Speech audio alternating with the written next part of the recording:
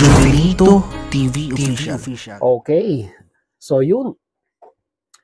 Yan what's up mga kabagis? This is Jubilito TV Official at eto na naman po muli ang isang edisyon ng ating reaction video mga kalingap at kabagis. No? Pero bago po natin simulan, siyempre po, no? Mega love shoutout po muna kay Kuya Val Santos Matubang, kay Ate na Vlogs, kay Kalingap Rab, yan, Kalingap Netizens, Kalingap Subscribers, Kalingap Supporters, Kalingap Partners, Kalingap Reactors, Team Bios, Team Karepa, Team Strikers, Team Watchers. Mega love shoutout po sa inyong lahat. So ito na mga kalingap at kabagis, no? For today's reaction video, gawa lang po natin ang reaksyon at muli po pagbibigay ng ating personal opinion dito po sa, ano ba to? Fake news, no? Na ipinagkakalat ni Lolo Pedring. Ayan ha, Lolo Pedring, pinangalanan na kita. Mamaya sabihin mo ay hindi kita pinapangalanan. So ito na nga mga kalingap at kabagis, no? Meron po siyang fake news na ikinakalat sa kanyang live streaming, no? At baka meron pong mapaniwala ito pong si Lolo Pedring, kaya linawin po natin mga kalingap at kabagis, no? Baka ang isipin po ng iba, lalo na yung mga sumusuporta dito po sa babanggitin natin mamaya later on, ay may katotohanan, no? So mas maganda maipaliwanag po natin na maayos para hindi po pagmulan ng confusion, no? At pag-aalinlangan ng mga viewers. So panoorin po muna natin yung pong sinasabi ko po na ikinikwento at sinasabi ni Lolo Pedring sa kanyang live streaming. So narito po yun. Kaya nga ako, mga talunan yan. Si Marlene Chang, nasipa sa Kalingap. Si Bopil, nasipa. Magtatanggol sa iba, sarili nga hindi may pagtanggol, natanggal. Kapag tagapagtanggol, natanggal. Kawawa naman. Kay Bopil, wawa naman kayo magtsahin. Tagapagtanggol kayo kunyari ng Kalingap, kayo pa ang natanggal. Kawawang mga nilalang. So yun o mga kalingap at kabagis, no? So base po dito sa binabangkit ni Lolo Pedring na di umano ito pong si Bopil Vlog at si Marilyn Chang ay pinatalsik daw po, no, sa Kalingap, no? Tinanggal. Ibig sabihin pag pinatalsik ay tinanggal. So maling information po 'yan, mga kalingap at kabagis, no? Kasi sa mga nakasubaybay po, no, sa mga nakasubaybay talaga sa aming mga reaktor ng Kalingap ay hindi po ganyan ang istorya, no, mga kalingap at kabagis, no? Natanggal lang po si Bopil bilang reaktor ni Kalingap Rab. Pero yung sasabihin po ni Federico or ni Lolo Pedring na tinanggal or sinipa sa Kalingap ay hindi po. Si Bopil ay nasa Kalingap pa rin po, no? Bagkos nasa BIOS pa rin po yan, mga kalingap at kabagis, no? Si Bopil Vlog. So ayan, makikita po ninyo sa screenshot, no, ng aming GC ay nandiyan pa rin si Bopil Vlog. So malayong malayo po doon sa maling impormasyon na ikinakalat ni Lolo Pedring na ito pong si Bopil Vlog ay tinanggal or sinipa po sa Kalingap, no? At saka yung sinasabi niya pong laos, mga kalingap at kabagis, no? Nako, kumparan nyo naman po yung channel ni Bopil at saka yung channel ni Federico, no? Sa total number of views pa lamang po, no? Ay kahit grade 1 po ay talagang hindi po nyo maloloko at sasabihin ninyong laos, no? Eh matataas ang views ni Bopil, no? Matataas ang views ni Marilyn Chang pag nagla-live. So paano po ninyo sasabihin laos? Marami po ang nanonood, marami po ang tumatangkilik, no? Pati nga daw po yung channel natin ay wala na rin daw.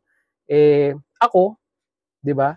May mga videos ako na nagba-viral. Aminado naman ako. May mga videos ako nagba-viral, may mga videos din naman po akong katamtaman lang.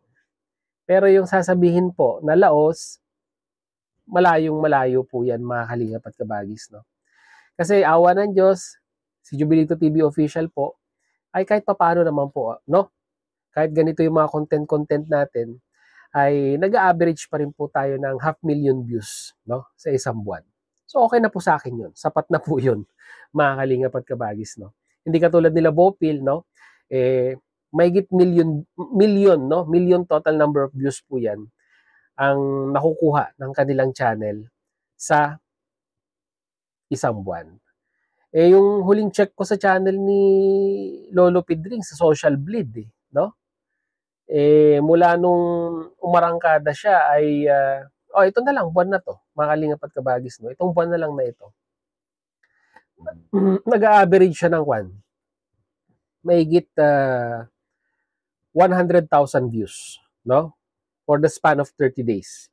Yun po yung total number of views sa kanyang channel. So, sa makatuwid, ay may na si Lolo Pedring. May $100 na. Di ba? Mahalingap at kabagis, no? So, kumita siya, no? Kumita siya ng itong buwan na to.